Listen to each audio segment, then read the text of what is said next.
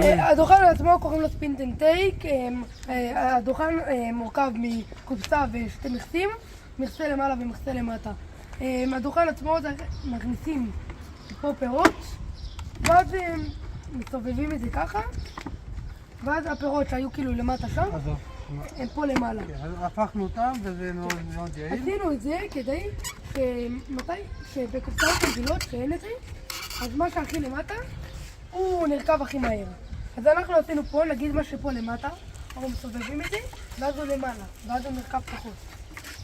ואז הוא נרכב אחרי פחות הרבה. זה המצאה של מי? פטנט של מי? של כולנו. של כולכם.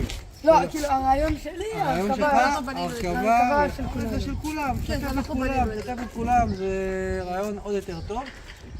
אני אאחל לכם בהצלחה, ובאמת כל הכבוד לכם. תודה רבה.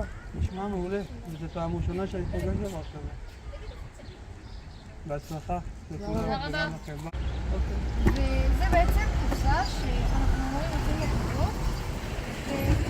ובדרך כלל כשאתה שם הרבה פירות בקופסה, אז הפירות שלמטה מתרבים יותר מהכל. אז כדי לשמור את זה, כל הכבוד. מדהים, מדהים, מדהים, אתה מתמודד באמת עם זה. כלומר, לתת פתרון לבעיה שהפירות נרקבים, נכון? וברגע שפרי נרקב למטה, אחר כך מה קורה? נהיה רקוב.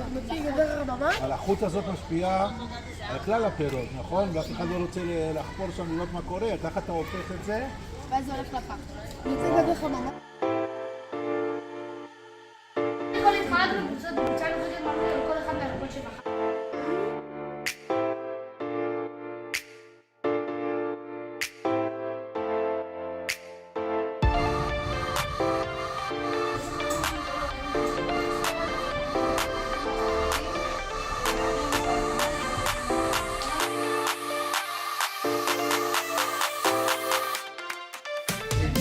Oi,